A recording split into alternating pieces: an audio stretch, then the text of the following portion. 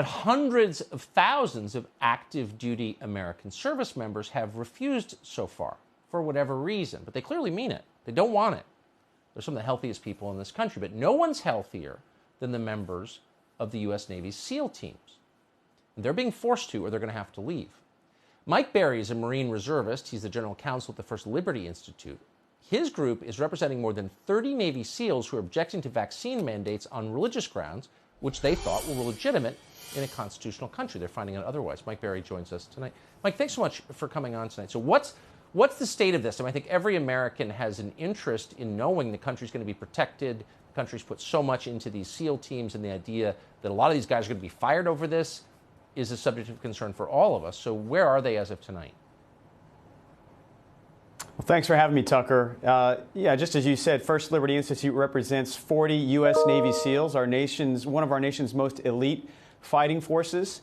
And right now, they're fighting for their careers and their livelihoods. And you would think that in this country, the Department of Defense would respect religious beliefs, but instead, the Navy is using religious beliefs as some sort of ideological litmus test to purge anybody who opposes the vaccine from our military.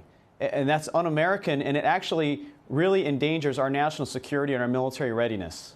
So that's kind of the point, right? So by forcing this, you get to find out who sincerely believes in God, and then you know their names at that point, and then you can expel them using the pretext of the COVID vaccine. Well, I think that's exactly what's going on. I mean, I saw an article just today where the DOD said that the vast majority of people who have not yet been vaccinated haven't done so because they're going to be asking for a religious exemption. And so the DOD's come right out and said they don't intend on granting or approving any of those religious exemption requests across any of the branches. And the Navy has now said, and we're going to start punishing people for it. Our clients, these Navy SEALs, they've been told that even if their request is ultimately approved, they're going to be removed from the Navy SEAL community. Some of them have already been told to turn in their warfare devices. These are the pins that they wear in the uniform that they went through hell, is what they call it, in order to earn them. And now they're being told to turn it over because you're no longer capable of serving in the United States Navy or being a Navy SEAL, which is absolutely abhorrent. And they've been told that their family members, their spouses and their children are not allowed to travel if they're not vaccinated. Since when does the DOD have authority or jurisdiction over family members?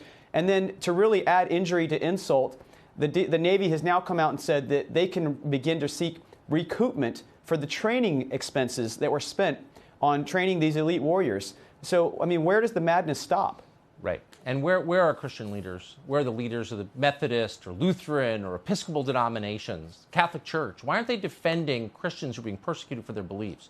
And if you are a leader of one of those churches and you're not defending these guys and millions like them, why don't you go do something else?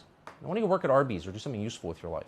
It's really upsetting. Well, First Liberty is here defending them, Tucker. Amen. And if people want to help us get behind them, please go to firstliberty.org because we're doing this free of charge.